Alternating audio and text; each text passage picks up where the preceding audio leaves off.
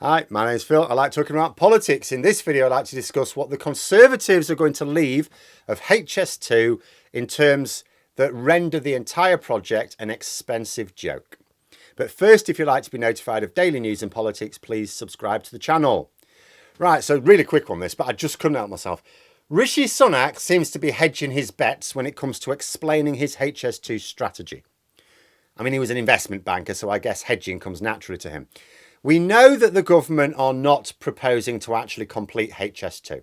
We know they've already cut leads out of it, but he is refusing to say exactly what they're going to do. All the reports are of the moment of it not actually linking anything up.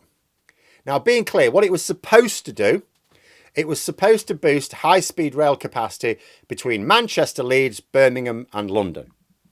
Right now, Sunak is not able to say that the project will link up any two of these places. There is a line from Birmingham, which according to the rumours, the government are not even going to send into central London. They're going to send in that direction and they'll leave it just sort of outside London. The current news is that it is likely to end at a place on the western end of London called Old Oak Common. Now, I saw a tweet from Adam Bienkov of Byline Times. He reported that someone had asked Sunak's spokesperson if it would be a joke to spend tens of billions of pounds in order to create a high-speed rail link to a little-known London suburb. The response from Sunak's spokesperson was that HS2 will create huge benefits to Old Oak Common, this little-known suburb. Now, let me just put this into context. I don't know anything about Old Oak Common, so I had to look it up. So I checked out how large is it? How large is this place I've never heard of? It has a population of just over 9,000 people.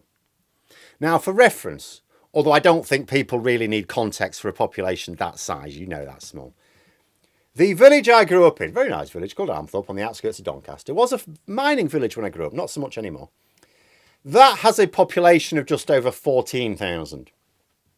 So with what the government are committing to, we will have basically spent about £100 billion on a high-speed rail link between Birmingham and a place that is significantly smaller than the village I grew up in. A village which doesn't even have a train station anywhere near it, high speed or otherwise. And that is the tricky situation that Sunak finds himself in. It's why he can't actually explain what his HS2 plans are.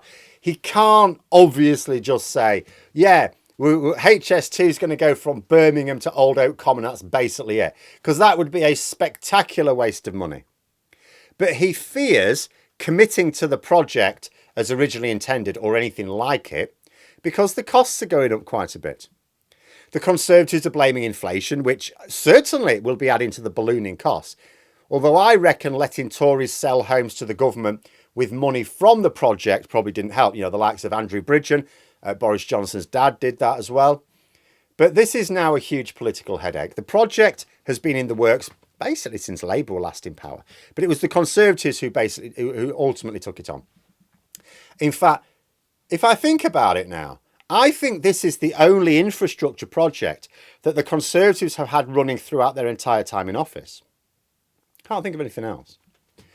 What is it going to say about the Tories if you've given them 13 years to deliver what was supposed to be extra rail capacity between three of the biggest cities in the country and the metropolis of London, and you end up blowing about 3 times the budget on a line that goes from just one of those cities to a place with a population of 9,000 people? Tricky. This is why Sunak is trying to claim that, HS2 is still going to happen and link up at least some cities with London, but the project may have to go through a series of delays, thus making it someone else's problem. But at some point, he is going to have to say what his government's going to do about it. Or maybe not.